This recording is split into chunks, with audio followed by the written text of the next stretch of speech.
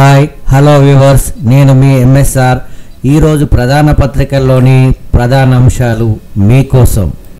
భవిష్యత్తు కోసమే కొత్త ప్రాజెక్టులు, విద్యుత్తుపై విపక్షాల ఆరోపణలు సత్యదూరం, డిప్యూటీ సీఎం భట్టి, రాజకీయ దుగ్ధతోనే తప్పుడు ప్రచారం, $3 ట్రిలియన్ జీడీపీకి విద్యుత్ రంగమే కీలకం, విద్యుత్ వినియోగంలో అమెరికా లాంటి దేశాలతో పోటీయే లక్ష్యం, 2034-35 నాటికే 86,990 మెగావాట్ల లోటు ఉండే అవకాశం, థర్మల్ విద్యుత్తును అభివృద్ధి చేయకపోతే గ్రిడ్ కుప్పకూలే ముప్పు. తెలంగాణ విలన్ కాంగ్రెసే, బీఆర్ఎస్ వర్కింగ్ ప్రెసిడెంట్ కేటీఆర్ ధ్వజం. తెలంగాణ బిడ్డల నెత్తురుతో కాంగ్రెస్ చేతులు తడిచాయి. తెలంగాణ ఎవడి భిక్ష కాదు, ఢిల్లీ మెడలు వంచి సాధించాం. తెలంగాణ తెరపై ఢిల్లీ తోలుబొమ్మలు, గుజరాత్ కీలుబొమ్మలు. ఢిల్లీకి వెళ్లి కప్పం కడుతున్న సామంతుల సర్కారు నడుస్తోంది.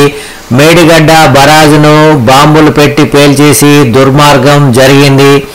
గులాముల నుంచి రాష్ట్రాన్ని కాపాడి గులాబీ జెండా ఎగరవేస్తాం.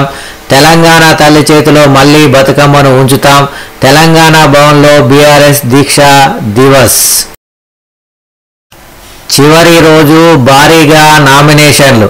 సాయంత్రం 5 తర్వాత కూడా క్యూ లైన్లో ఉండటంతో కొనసాగిన ప్రక్రియ. మంచి రోజు కావడంతో బార్లు తీరిన అభ్యర్థులు. తొలి విడత పంచాయతీకి ముగిసిన నామినేషన్లు. డిసెంబర్ 3 వరకు ఉపసంహరణకు గడువు. నేటి నుంచి రెండవ విడత సురు. ఏ క్షణమైన ఆర్డినెన్స్.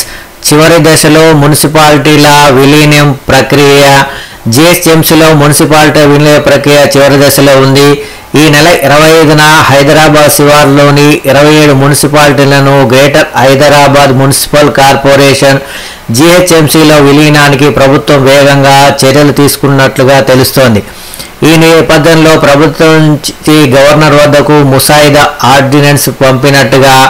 ఈ ముసాయిదా ఏ క్షణంలోనైనా గవర్నర్ వద్ద ఆమోదం పొంది ఆర్డినెన్స్గా మారే అవకాశాలు ఉన్నట్టుగా ప్రభుత్వ వర్గాల్లో విస్తృతంగా ప్రచారం సాగుతోంది. పెట్టుబడుల భద్రతకు పూచి. బహుళజాతి సంస్థలకు ప్రభుత్వమే కౌంటర్ గ్యారంటీ. భూములు, మౌలిక సదుపాయాల కల్పనకు భరోసా. అనుమతులతో పాటు అన్ని రకాల వనరులు ఉచితమే. పరిశ్రమల స్థాపన దిశగా రాష్ట్ర ప్రభుత్వం కార్యాచరణ. వైబ్రెంట్ తెలంగాణ పేరుతో పెట్టుబడుల ఆహ్వానం. రైజింగ్ తెలంగాణ గ్లోబల్ సమ్మిట్ లక్ష్యమిదే. కరెంటుపై పూటకో లెక్క. శ్వేతపత్రంలో ఒకలా, క్లీన్ అండ్ గ్రీన్ పాలసీలో మరోలా, పీపీటీలో ఇంకోలా.